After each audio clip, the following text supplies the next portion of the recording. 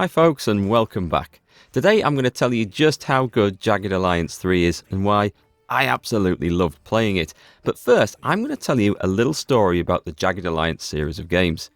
If you've never heard of this series before number 3, that wouldn't be terribly surprising because Jagged Alliance 2 was released 24 years ago back in 1999. Even though I was into PC gaming back then, I never heard of it until 2002 when I was studying arboriculture at college, and I made friends with a guy in the course called Gustav from Finland, and he'd brought a copy of Jagged Alliance 2 over to play when he was studying over here. And I've got to say, from the first moment I had a go on it, I was hooked. I thought, this looks fantastic. How come I've never heard of these games before? So I figured I would pick it up somewhere, but never did. Couldn't find it on CD. This was before the days of broadband, really. And so eventually I just accepted that I would wait for a sequel to it. Well, guess what? I've waited 21 years before I can play a Jagged Alliance game again, and I have to say, it was totally worth the wait. Although, to be fair, these days I think you can pick up the older Jagged Alliance games over on dodgy.com. I'll drop a link down in the description below if you're interested in those, and you can also get Jagged Alliance 3 there. So what is Jagged Alliance 3? Well, it's set in the generic but fictional West African nation of Grand Chien, which is thrown into chaos when the elected president goes missing and the paramilitary force known as the Legion seizes control. The president's daughter brings you in to try and restore control and free the president. You're in charge of hiring one or more squads of mercenaries, which will use to regain control of the map, fighting battles from area to area, retaking territory, and also in an RPG fashion solving a few quests and mysteries along the way. A lot of the mercenaries you can use are featured in the previous Jagged Alliance game, so fans of those will see some familiar faces in here. And even if you've never played Jagged Alliance before, you will still recognise some of the mercenaries from the 80s action hero tropes that they are based on. There are two main sides to the game, the main one being the isometric 3D tactical view, where you'll move your mercenaries around in the squad exploring new areas and getting into combat. When combat starts, it becomes turn-based. You can use all the usual things that feature in turn-based tactical combat games. There's stealth, there's sneaking, there's cover, there's Overwatch, where you save some action points to shoot at an enemy in the enemy's turn if they move into your field of fire. Chucking grenades, setting off bombs, there's even mortars and things like that in here. And then there's the other side of the game, which is the world map, where you try and plan the areas that you're going to go and take over, transport squads of mercs from one area to another. And there's a little bit of economy management as well. You earn money by taking over diamond mines, which then pays the mercenaries' wages. The more mines that you have, the more mercenaries you can hire, and the better mercenaries that you can hire as well. And then there's an RPG element mixed in with this as well. I mentioned about doing quests and solving mysteries. Well, if you help the locals out in one area and do things that will increase their loyalty for you, they'll work harder in the diamond mines and produce more money for your mercenary business. The story is also somewhat complicated as it goes through. It's not the straightforward go and fight the bad guys and rescue the president as you might think it is. There are a nice few twists and turns in there, some of which will really catch you out. Not necessarily for the better. There are also opportunities to recruit free mercenaries and rescue them, but all these things depend on the decisions you make and the actions you take in the game. So it's very unlikely that any two people will have the exact same playthrough, as actions have consequences. Right, before I get into my likes and dislikes, let's talk about the graphics, sound and performance. The visuals in Jagged Alliance 3 generally are pretty good. They're nothing outstanding that will blow you away, but I quite enjoyed them. And I did particularly like the different locations and the maps and the scenery, and especially how much of that scenery can be destroyed. So if you chuck grenades or a rocket at a wooden shack, there's not going to be much of that wooden shack left anymore. You can also shoot it to bits with a machine gun, which looks awesome. I was quite surprised during the cutscenes that there was no animation when you're listening to some of the characters talking. There's just a static portrait of the character that you're listening to. And at first I thought that was maybe a bit cheaped out. However, these portraits of said characters in the game are really, really good. They're well drawn and they look great. So by the end of it, I thought this was actually quite a good way of doing it. I'd much rather it was like this than having some janky, poorly done animation like we've seen in some other games. Now this game really does shine in the sound, I think. The gunfire and weapon effects are absolutely amazing. And there's a huge variety of weapons, so you'll hear a lot of different sound effects. I personally loved the rattle of the MG42 machine gun. Also, the voiceover in Jagged Alliance 3 is fantastic.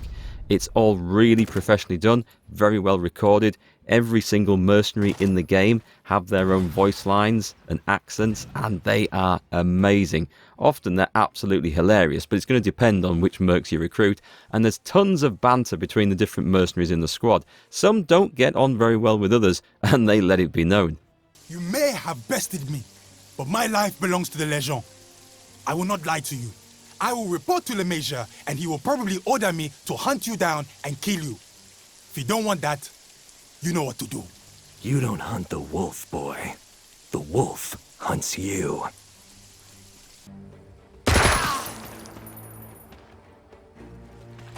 Not the first person's mind I've blown. But for sure, the voiceovers really added a ton of enjoyment and pleasure to this game. Now, when it came to the performance, I generally had no issues at all playing and streaming this at 1080p. However, there was one thing that caused a lot of frame drops, and that was a special effect, the fog or sandstorm effects. It wasn't all the time though, it was only when there was an awful lot of things going on the map. Not on the screen, it was on the map in general. I didn't have any major game crashes. There was a couple of little things that failed, usually around autosaves, but that was fine. The next autosave worked absolutely fine, and the game did at least tell me it hadn't managed it, so I could quickly manually save if it was important. A few times quests or characters bugged out a little bit, but it didn't seem anything major. And there's a tiredness bug in the game where some of your mercenaries can't recover from being tired no matter how long you let them rest. That's fixed by just saving and reloading. So all these things that I've had issues with the performance can probably be patched out quite easily, I would imagine, or at least fairly quickly. Alright, let's talk about everything I loved about Jagged Alliance 3. I'm going to start with just pointing out again how good the voices are and the interactions between the different mercenaries that you can hire. Yes, there's a few mercs that maybe have stale and dry characters, but the vast majority that I played were absolutely hilarious, and the interactions they had were amazing. I think my two favourites were Fox and Meltdown, two female characters that are quite polar opposites in this. But this is my point, every merc has their own personality, and they are voiced and acted to display that, and it is really, really good. I said this was based on 80s action hero movies. Well, it really feels like that, and it feels like you're watching one half the time. It's a good chunk of the entertainment. And the great thing is, there's such a huge variety of mercenaries that you can have and combine into your teams of 6.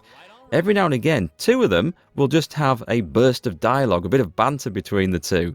I also really enjoyed the combat in this. It is challenging, it is tough, it is brutally unforgiving when you are new to the game, but it is great. And you would have thought the combat might get repetitive in the 40 to 60 hours it can take to play through this game once. But it doesn't, because there's lots of different situations. One of my favourites being actually storming a couple of enemy strongholds. I mean, these are boss level fortress fights. You really have to push forward, keep advancing. It feels like I'm storming the breaches. I have to keep pushing up to find the mortar team to take them out, fighting enemies along the way. It's really good. Some of them are tense and stressful and hectic, but that all adds to the enjoyment, especially when you pull it off. There's an amazing array of weaponry in the game. You'll recognise loads of them from stuff you've seen in the news, on the telly, from action films. They're all modelled, I think, pretty much on the real life things. There might be 1 or 2 fictional things chucked in as well. And you can mod nearly every single weapon in the game. So if you want to make that silenced long-range MP5 so you can sneak around and pick off enemies with headshots and hopefully go through stealthily, you can. Alternatively, if you want to make it a short-range, massive burst-fire assault cannon, blap people in the face as you run through the door, you can do that too. And the real trick to this, of course, is having a nice mix of all these different weapon styles in the team. I also like the fact that you can create your own mercenary in this. You can base it on your own character. So you get to answer a 10-question psychic evaluation. And from that, it generates a mercenary. But you're still allowed to tweak the stats afterwards if you don't like what it's produced for you. And talking about everything I've just mentioned, all this goes into the replayability value of this game. There are so many ways you can play through this. I mentioned the quests earlier. Well, you can fail quests, you can maybe not find them at all, you might not even turn up in time for them to kick off. But the fact is, you can do each quest different, because a lot of them have very important outcomes based on your actions and decisions. So the first time you play through the game, it's really just a learning experience. Second time you could play through and maybe not choose to save someone that you did before and see how that turns out, or not hand someone over to the mob that you did before and see how that turns out. You've also really got to play through it, again, just to make sure you get different mercenaries into your squads to hear the voice lines and the banter, because, trust me folks, that is one of the real highlights of this game. You've got to experience it. Now, the game isn't perfect by any means, and there's a few things that I don't particularly like about it. The first one being that a lot of the systems and mechanics are not obvious in how they work or are supposed to work. The game doesn't do a great job of leading a brand new player into this, and a lot of folks are going to have to look things up on Google quickly on how to mod the weapons, train the mercs, things like that, things that just aren't fully explained. Like, something I found out after playing the game for about 35 hours was that I could actually disassemble pipe bombs, and I only found out because dragging it around the inventory, I dropped it on a pair of wire cutters by accident. You normally use those for breaking into fences. And suddenly it gave me the option to dismantle it into the component parts of gunpowder and whatever else. And I thought, wow, I can do that, fantastic. But you need gunpowder for crafting ammunition. And some parts of the game, you just don't feel like you've got enough ammo. You're finding a few weapons, but you don't always have the right ammo for them. And it feels like a bit of a struggle early on. It's part of the learning curve of the game. It is quite tough and brutal. But you'll be quite surprised to find that after you've wiped out a squad of enemies that are attacking you and trying to shoot you down with their AK-47s, they don't drop any of those AK-47s. You'll be lucky if you get a bit of ammunition or a pair of pants off them. Also, looting a zone after a fight, or indeed even if there's no fight, you see the main map is divided up into these big squares, and there might be a fight in there, or there might not. But either way, you have to walk all the way around it, every single location, because things to pick up only light up when your mercenaries walk near them. So this leads to an awful lot of just clicking randomly about the screen, walking around the entire zone thinking, have I missed those herbs I could pick up to make some medicine with? Is there some ammo? Is there a secret hidden cache of items? Is there some clues for one of the quests? I'll click here, I'll walk up the path, I'll go to the cliff, I'll just check that corner. You basically just go up and down, just trying to clear the place, hoping something's going to flash up on the screen. And quite often there doesn't, and you think, this is just really slowing the game down quite a bit. But also the game is quite slow in general. It's designed to take a good amount of time, and so that you can't just blitz across the map. For example, it takes time travelling from point to point. After you've travelled a couple of zones, your mercenaries are tired and it's best to rest them.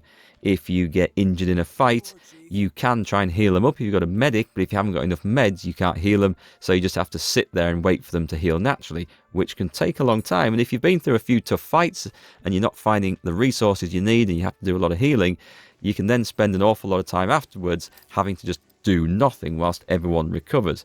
And you get into a situation where you've had some tough fights, you've run out of ammunition, you don't have enough meds, progress becomes very, very slow for a while. Also, when you've captured an area, it's not just yours forever, the enemy do try to take it back. So in the early game, you can't afford multiple squads of mercenaries, so you're running around with one squad, going left and right and up and down, and then back again to try and defend the area that you've just taken, because there's an enemy group coming in to get it. That gets a little bit easier in the end game, and especially when you can afford to train militia in the areas that you've taken over and they'll defend it for you. I also didn't particularly like the campaign map interface. I found I was misclicking on things all the time and sending squads to the wrong places because I hadn't intended to click there, and then having to cancel moves and go back, or selecting the wrong person. I'm sure this could do better. Also, the various overlays you can choose on it, you can see where your squads are, and then you click to see where the quests and information are, but that then hides your squads. You can play this out in real time. It plays, and if you're on the wrong overlay, squads are moving around, but you can't see them. You're desperate trying to click back or click pause to see where everything's going. And the final thing about the game I didn't particularly like was that it doesn't do a very good job of steering you in the direction you need to go. For example, there's a story quest that can kick off when you're about halfway through the game. If you're a new player, this will take you by surprise, as it did me, and it will stuff up your game for about the next 10 hours as you try and undo all the damage that is caused by this.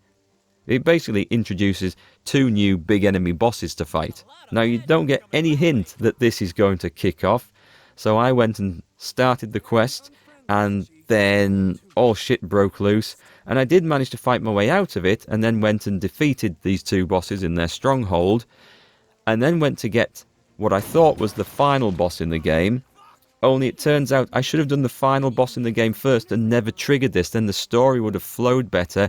I would have had more options, because it's not just a case of necessarily killing this particular guy. It opens up more options, which didn't make any sense though after I'd defeated the other two ones.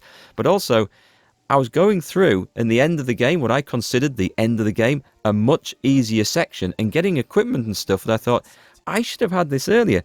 Like, for 45 or 50 hours of my playthrough, I was running around going, I can't find any gunpowder to make ammunition. Well, guess what? There's a gunpowder vendor about 2 squares before what I thought was the final boss of the game on the map.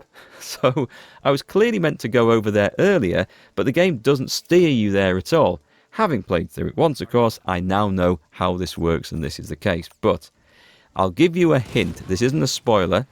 If your employer in the game pops up with a random event that says, meet me at the refugee camp, if it's your first playthrough, don't go back to the refugee camp until you've done whatever else you want to do in the game. That's all I'm going to say. Anyway, in conclusion though, I highly recommend Jagged Alliance 3. I absolutely loved it. I would happily play through it again.